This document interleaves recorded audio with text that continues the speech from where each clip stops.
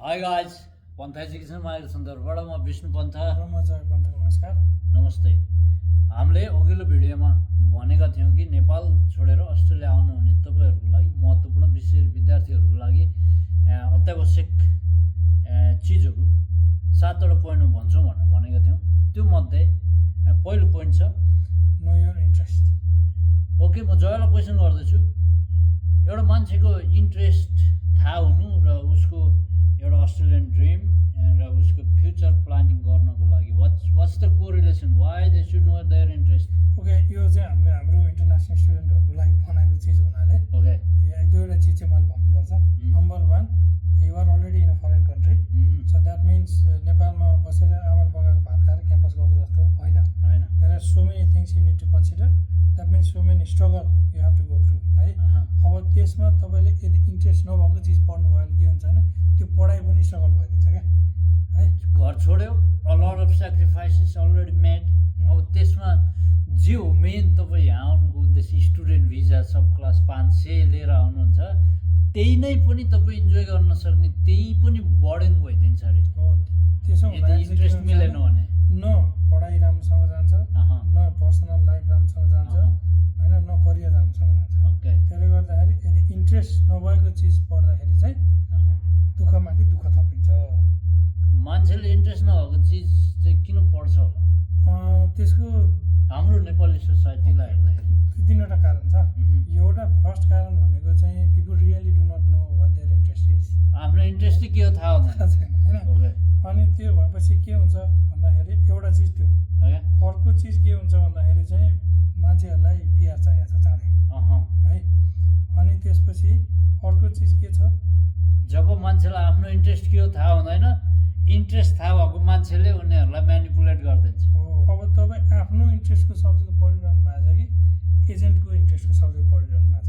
Those people That is very are agent. जब तपाईँलाई आफ्नो इन्ट्रेस्ट के हो थाहा छैन, you are kind of lost. एजेन्टबाट गएर तपाईँलाई के चाहिएको थाहा हुँदैन, यु लिभ योर सेल्फ उनीहरूको जिम्मामा। अब तपाईँले कम्प्लिटली छोडिदिनु भयो भने त्यसले गर्दाखेरि अब जस्तै कसैले चाहिँ पिआर फोकस भएर गर्छन् होइन, अब द्याट्स स्टिल गुड।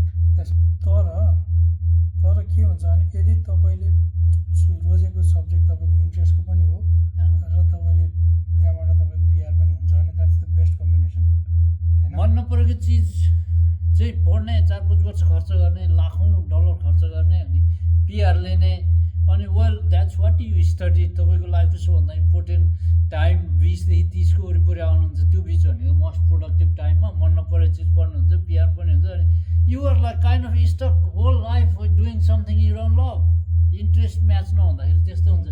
त्यही समयमा तपाईँको इन्ट्रेस्ट भएको चिजबाट पनि पिआर हुन्छ। अभियस छ, पिआर हुने कि नहुने भन्ने चिजमा चाहिँ एउटा यो discussion No. People like come to Australia, they want to have PR. 98% होइन, that's who we are.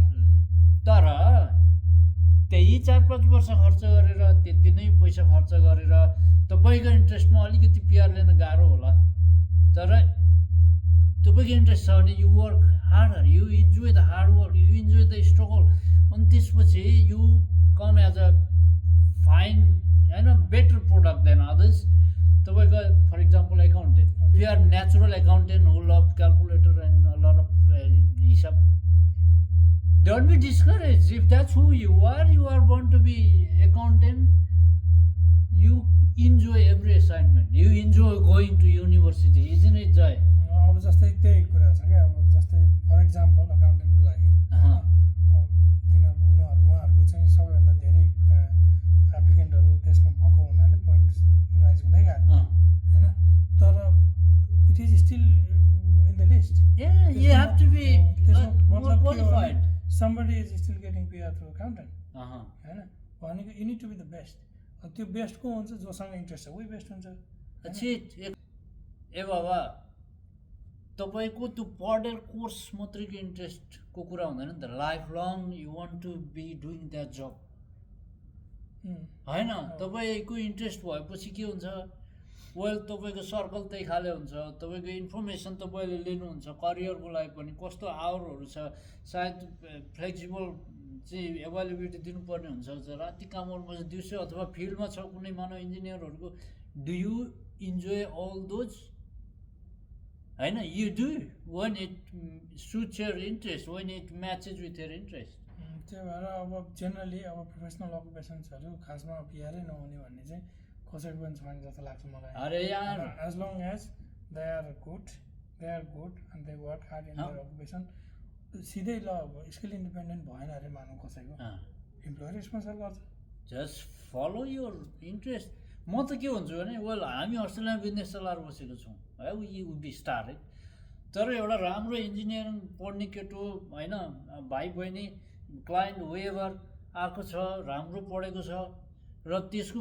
उसमा छैन अरे तपाईँको ए यार just study that's your interest संसार इज ओपन फर यु क्या यहीँ हुनुपर्ने यहाँ यस्तो हुनुपर्ने अथवा अस्ट्रेलिया न do yourself a favour don't waste your most productive time of your life doing something that is not your interest make sense let's wrap it up साथीहरू दोस्रो point stay tune have a nice day mate thank you for talking to me